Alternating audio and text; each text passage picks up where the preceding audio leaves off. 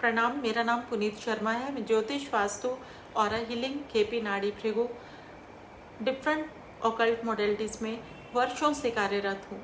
अपने अनुभवों से कुछ अंश निकाल के गॉडग्रेस टीवी चैनल के माध्यम से आप लोगों तक पहुँचाना ही मेरा एक उद्देश्य मात्र है।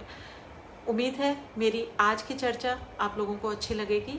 इसमें हम साइन एनर्जीज़ की बात करेंगे कि वो अगर हम समझ लेते हैं कि 7th हाउस जो हमारा स्पाउस से रिलेट करता है, जो हमारी लाइफ में कंपेटिबिलिटी इश्यूज़ को लेके आ जाता है, तो हम किस तरह से साइन एनर्जीज़ को क्योर करेंगे, रेमेडीज़ कौन सी करेंगे और कौन से साइंस हमारे 7th हाउस में बैठ के किस तरह के रिजल्ट्स हम लोगों की लाइफ में जनरेट करते हैं, उनको हम अंडरस्टैंड करने की आज एक प्रयास जरूर करेंगे। उम्मीद है आपको ये वीडियो पसंद आएगा। इसे ज़्यादा लोगों तक पहुंचाने के लिए आप इसे शेयर कर सकते हैं। निरंतर अप्रत्याशित और अकारण समस्याएं हम लोगों को घेरे रहती हैं, लेकिन जीवन में अगर इन समस्याओं से हमें उबरना है तो हमें इनको समझना होगा। बिना समझे हुए हम किसी भी समस्या का निदान अगर करने की कोशिश करते हैं तो वो जो प्रयास होगा वो हो सकता है कि हमारा असंभव हो जाए, क्योंकि किसी भी समस्या को अगर हम समस्या की तरह से डील करें तो और कोई रेमेडीज़ हम उसके बारे में सोचें कि अपने आप से कार्य कर देंगी, तो वो बिल्कुल ही गलत सोच है। हमें किसी भी समस्या से अगर निकलना है बाहर, तो उसको जब तक हम अंडरस्टैंड नहीं करेंगे, उसकी जब तक हम पूरी तरह से जानकारी हासिल नहीं कर लेंगे, तो हम उसे डील नहीं कर पाएंगे, उसे टैकल नहीं कर पाएंगे, क्योंकि शत्रु को समझना ही उसे हराने का एक मात्र विकल्प होता है। आज की जो चर्चा है ये है कि 7वां घर शादी से जुड़ा हुआ है। हम लोगों के विवाह से जुड़ी हुई समस्याएं आज के युग के अंदर प्रतिक्षण देखने को मिलती हैं। बहुत सारे लोग कंसल्ट करते हैं कि उनकी मैरिड लाइफ में इस तरह से दिक्कत आ रही है, अंडरस्टैंडिंग नहीं बन पा रही, या वो कितना भी प्रयास कर लें वो उस समस्या में और ज़्यादा घिरते हुए चले जा रहे हैं। होता क्या है, 7th हाउस में एक तो साइन एनर्जी होती है, दूसरी वहाँ पे 7वें घर के अंदर अगर कोई ग्रहों का जो एक हस्तक्षेप है वो होना शुरू हो जाए, मान लीजिए मेलेफिक एस्पेक्ट्स हैं, या वहाँ पे जो बैठा हुआ प्लैनेट है वो ही फ्रेंडली नहीं है, तो भी आप लोगों के मैरिड लाइफ में विघ्न आ जाएंगे। लेकिन हम इसे कैसे ठीक कर सकते हैं, हम इस समस्या का निदान कैसे कर सकते हैं?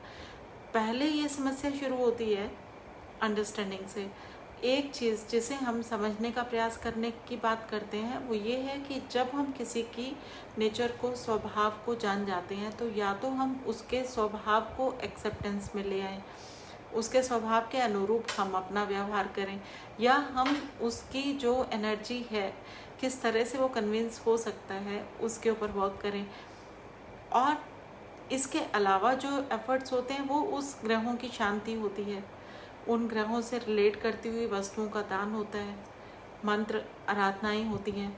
तो बहुत सारे ऑप्शंस हैं, बहुत सारी चीज़ें हैं, और इसके अलावा हम लोग वास्तु का भी सहारा लेते हैं। लेकिन सबसे पहले समझना ये होता है कि आपके बर्थ चार्ट के अंदर 7वें घर के अंदर किस राशि की एनर्जी विद्यमान है। आप अगर उस चीज़ को समझ लेंगे तो आपके लिए लाइफ में अपने व्यवहार को बदलना आसान हो जाएगा। आपका पार्टनर जो है वो 7th हाउस के साइन से प्रभावित रहता है पूरी ज़िंदगी।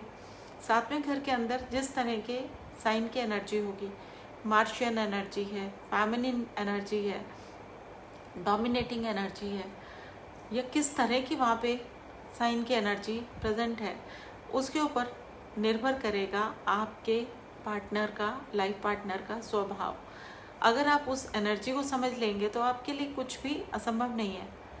उसी तरह से आप उस पर्सन को डील कीजिए।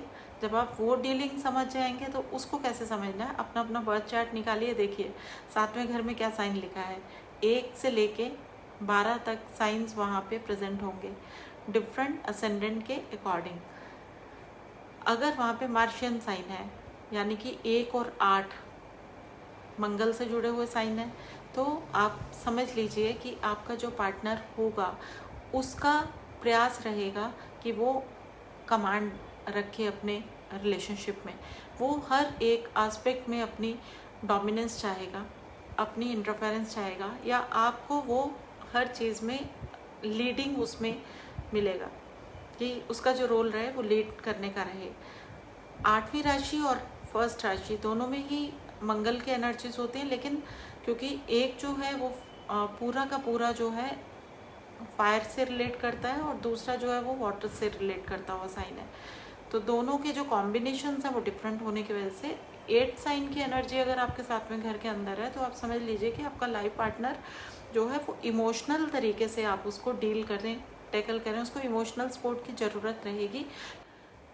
अगर हम 7th हाउस में पाते हैं कि मार्शियन साइंस 1 और 8 की प्रेजेंस है, तो हम लोगों के लिए रेमेडी, आपस में प्यार को बढ़ाने की रेमेडी, आपस में गुड अंडरस्टैंडिंग डेवलप रखने की रेमेडी क्या हो सकती है? ट्यूसडे के दिन मीठा जल डिस्ट्रीब्यूट करना, और अपने घर के अंदर जब आप अग्नि प्रज्वलित करते हैं कुकिंग के लिए, उसमें मीठे की आहुति देना। अब हम बात करेंगे 2nd और 7th राशि की प्रेजेंस की 7th हाउस में, यानी कि दोनों का रूलिंग प्लैनेट शुक्र है। तो अगर आप इन दोनों साइंस की बात करते हैं, इनकी प्रेजेंस की बात करते हैं, तो आपकी फैमिली लाइफ में आपका जो लाइफ पार्टनर होगा वो बहुत ग्राउंडेड, बहुत रिफाइंड और बहुत ज़्यादा वाइज होगा मनी मैटर्स को लेके, और वो आपको बहुत लॉजिकल और प्रैक्टिकल अप्रोच के साथ में सपोर्ट करेगा। अगर हम उन्हें थोड़ा स्पेस दे दें, उनको अंडरस्टैंड करें और अपने 7th हाउस को बहुत खूबसूरत देखना चाहते हैं, तो हमारे लिए 2nd और 7 राशि जिनकी भी 7th हाउस में पड़ेगी, उनके लिए जो रेमेडी है वो है कि फ्राइडे के दिन अपने घर के मंदिर में भोग जरूर लगाएं, प्रसाद जरूर चढ़ाएं, और साथ में थोड़ा सा मनी डोनेशन करें, और जो वो पैसा वहाँ पे रखा हुआ है वो बाद में आप किसी भी गरीब को दे सकते हैं, किसी नीडी पर्सन को दे सकते हैं। तो ये रेमेडी आप लोगों की लाइफ के अंदर कंपेटिबिलिटी को स्ट्रॉन्ग करती है।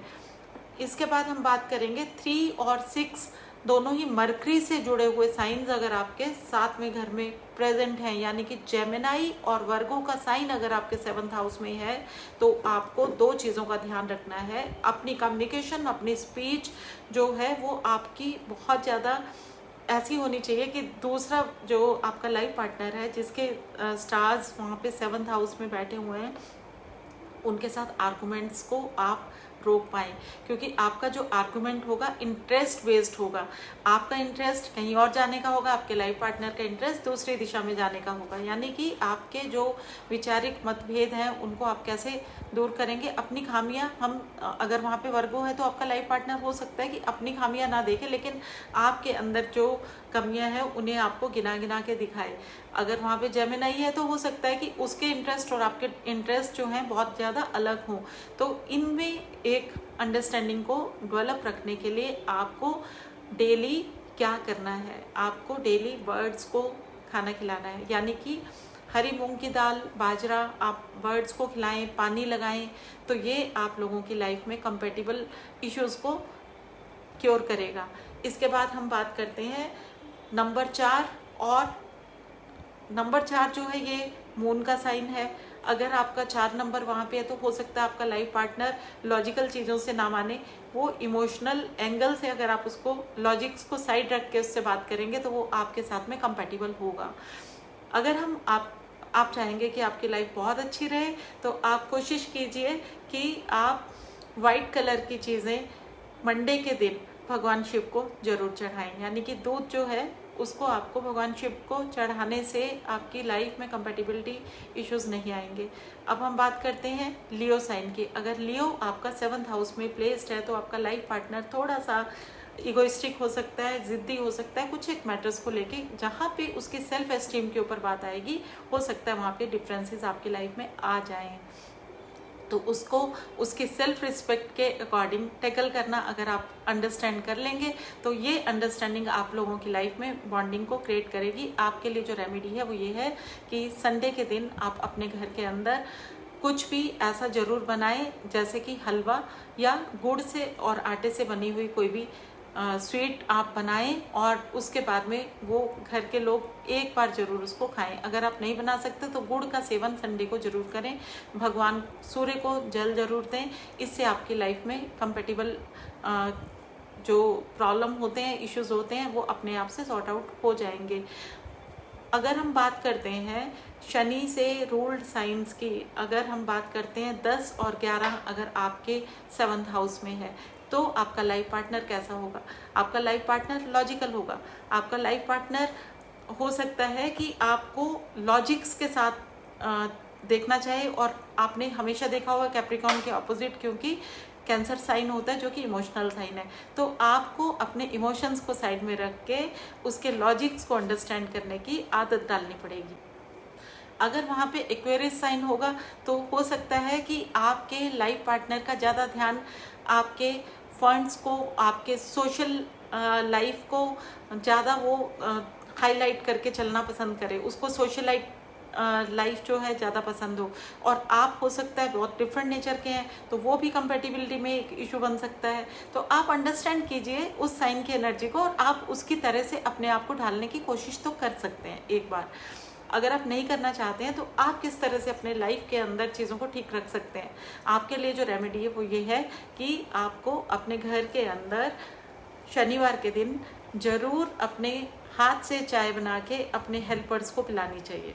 तो ये एक उपाय है जिससे आपकी बॉन्डिंग अच्छी हो सकती है। अब बात करेंगे गुरु से रूल्ड एनर्जी वाले साइंस की, यानी कि अगर सेजिटेरियस साथ में घर में है या पाइसेस साथ में घर में है तो आप अपने लाइफ पार्टनर के साथ कैसे अंडरस्टैंडिंग को लेके मेंटेन रख सकते हैं। अगर 9th एनर्जी वहाँ पे है तो हो सकता है आपका जो लाइफ पार्टनर है बहुत ज़्यादा वाइज हो, बहुत ज़्यादा वो अपने अकॉर्डिंग अपनी चीज़ों को चलाना जानता हो, और उसके डिसीजंस को अगर आप रिस्पेक्ट करना शुरू करेंगे तो आपकी लाइफ में कंपेटिबिलिटी इशू नहीं आएंगे। पाइसेस अगर वहाँ पे है तो आप समझ लीजिए कि ये इंसान जो है बहुत ज़्यादा इमोशनल है और इसको ज़्यादा परवाह नहीं होती है, सीरियसनेस नहीं है चीज़ों को सॉर्ट आउट करने की। तो आपको उसके ऊपर जो अपना इमोशनल सपोर्ट है वो देके उससे काम लेने चाहिए, उसको अंडरस्टैंड करना चाहिए। आपको ज़्यादा से ज़्यादा पता होना चाहिए कि उसको स्पिरिचुअलिटी में जो भी इंटरेस्ट हैं उनसे रिलेट करते हुए इश्यूज़ में उसको फ्रीडम देनी चाहिए। तो ये चीज़ें हैं जिनसे आप अपनी लाइफ को बहुत अच्छे से बैलेंस आउट कर सकते हैं, सिर्फ एक अंडरस्टैंडिंग को डेवलप करके और अंडरस्टैंड करके कि कौन सा साइन की एनर्जी आपके 7th हाउस में प्लेस्ड है। बहुत आसान है ये तरीका। अब आप लोगों के लिए जो रेमेडी है जिनका 9 और 12 साइन 7th हाउस में प्रेजेंट हो, उनको थर्सडे के दिन केले के पौधे के ऊपर गुड़, चने की दाल और हल्दी को अर्पित करना चाहिए और जल चढ़ाना चाहिए। और अगर आप ये भी नहीं कर सकते हैं तो आप कम से कम उस दिन कोई भी जाप अपने घर में ज़रूर चलाएं। थर्सडे को आप माने तो आपकी कंपेटिबल इश्यूज जो हैं अपने आप से सॉर्ट आउट हो जाएंगे। ये है लाइफस्टाइल के थ्रू अपने ज्योतिष की एनर्जीज को अंडरस्टैंड करते हो अपने जीवन के अंदर एक खुशियों को लेके आना, मेंटेन करना। हो सकता है कि आपको ये वीडियो समझ आए, हो सकता है आपको ये वीडियो अच्छा लगे, हो सकता है आपको ये वीडियो शेयर करने का मन कर रहा हो, तो आप देर ना कीजिए, आप इसे शेयर कीजिए ताकि ज़्यादा से ज़्यादा लोग इसे अंडरस्टैंड कर सकें। God bless you all. Thank you so much.